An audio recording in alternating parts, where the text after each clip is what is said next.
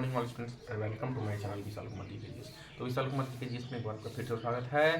जैसा कि हम प्रत्येक दिन नई नई जानकारी आपके बीच लेकर आते रहते हैं और आज हम फिर एक नई जानकारी के साथ आपके बीच हाजिर हुए हैं और फिर से श्रृंखला है कॉम्पिटिटिव एग्जाम में उठने वाले प्रश्न की। जी हाँ, तो हम प्रत्येक दिन आपके पास जैसे कि SSC, railway, MTS, BPSC, BSS, यहाँ तक कि यूपीएससी जैसे टफेस्ट एग्जाम में भी इस प्रश्न को एक बार नहीं, दो बार नहीं, बार बार दोहराया जाता है।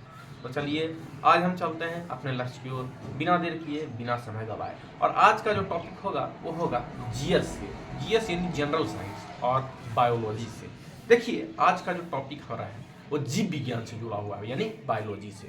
तो देखिए हमारा पहला प्रश्न है कि मनुष्य के दूध के दांतों की संख्या कितनी है। देखिए जब इंसान पैदा होता है तो कहते हैं कि इसके भी दूध के दांत हैं, तो कुल दांतों की जो संख्या है वो है 32, लेकिन उसमें दूध की कितनी दांतें होती है? तो कहते हैं ना कि दूध के भी दांत हैं, तो दूध के दांतों की संख्या है 20। कितनी है? 20। चलिए दूसरा प्रश्न है शरीर की सबसे बड़ी ग्रंथि, हमारा जो शरीर है उसकी सबसे बड़ी ग्रंथि कौन है? तो सबसे बड़ी ग्रंथि है कौन? यकृत, लीवर, यानी लीवर है। तीसरा प्रश्न है पचे हुए भोजन का अवशोषण कहाँ होता है? जब हम खाना खाते हैं और जो भोजन पचता है उसका अवशोषण कहाँ होता है? तो कहाँ होता है? छोटी आंत में। कहाँ होता है? छोटी आंत में। चलिए इतना प्रश्न है पत्तियों का रंग हरा क्यों होता है? देखिए जब आप लोग तो सभी जानते हैं कि पत्ते जो होते हैं पेड़ में वो हरे होते हैं, तो हरे क्यों होते हैं? तो क्लोरोफिल के कारण। क्यों होते हैं? क्लोरोफिल के कारण। क्या प्रश्न है कि ग्लूकोज का रासायनिक सूत्र, ग्लूकोज का रासायनिक सूत्र तो है C6H12O6। कितना है? C6H12O6। अब प्रश्न है बड़ी आंत की लंबाई कितनी होती है?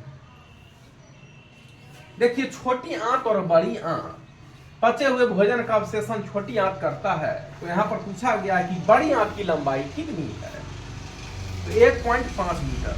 बड़ी आंत की कितनी लंबाई है? 1.5 मीटर। चलिए इतना प्रश्न, जीवों में मुख्यतः कितने पोषण होते हैं? अब चलिए जाते हैं हम लोग कि जीवों में मुख्यतः कितने पोषण होते हैं। वो है कौन है? पहला है स्वपोषी, दूसरा है परपोषी। स्वपोषण और परपोषण। चलिए अब है छोटी आंत की लंबाई कितनी? देखिए बड़ी आंत की तो लंबाई आपको पता ही होगा कि बड़ी आंत की लंबाई 1.5 मीटर है। अब यहां पूछा गया है कि छोटी आंत की लंबाई, तो जिस प्रकार से बड़ी आंत की लंबाई 1.5 मीटर है, ठीक उसी तरह से छोटी आंत की लंबाई 7.5 मीटर है। कितनी है? 7.5। चलिए प्रश्न है कि हरे पौधे स्वपोषी होते हैं क्या? अगर आप लोग से पूछ दिया जाए कि हरे पौधे स्वपोषी होते हैं तो क्या लिखना है? हाँ, हरे पौधे स्वपोषी होते हैं। चलिए अब है अम्ल का पीएच मान कितना होता है?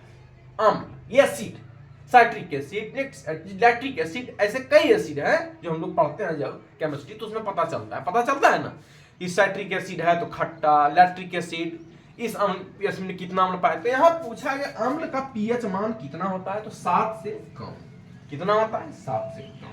चलिए तो it is a very most important question for competition exam like SSC, railway, MTS, BPSC, BSS and most toughest exam UPSC and BPSC civil services exam. तो बड़े बड़े प्रतियोगिता परीक्षा में इस प्रश्न को एक बार नहीं, दो बार नहीं, बार बार दोहराया जाता है। तो आज जो ये मैं टॉपिक आपके बीच लेकर आया हूँ वो बायोलॉजी से था, यानी जीएस से था। बहुत सारे लोगों का कहना था सर जीएस पढ़ा दीजिए, जीके तो हम लोग प्रत्येक दिन पढ़ते हैं, तो ये जीएस की जानकारी मैं आपके बीच लेकर आया। फिर मैं मिलूंगा एक नई जानकारी के साथ। जो हमारे इस वीडियो को देख रहे हैं अभी तक आपने सब्सक्राइब नहीं किया तो सब्सक्राइब करें, लाइक करें, अपने मित्रों को शेयर करें।